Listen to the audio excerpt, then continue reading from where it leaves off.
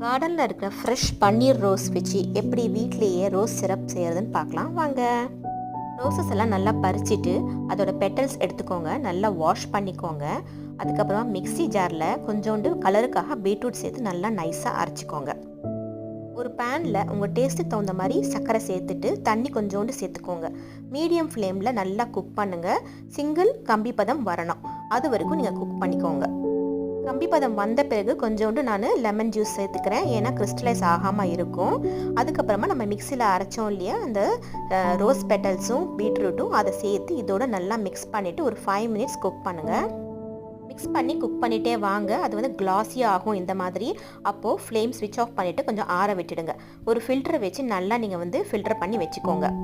Filter பண்ண rose சிரப்பை நம்ம rose மில்கில் சேர்ந்து குடிச்சிக்கலாம். அதே மாதிரி அந்த பிட்ஸ் எல்லாமே நீங்கள் ப்ரெட்டில் ஜாம் மாதிரி தடவி நீங்கள் சாப்பிட்லாம். இப்போ நம்முடைய ரோஸ் சிரப் சூப்பராக ரெடி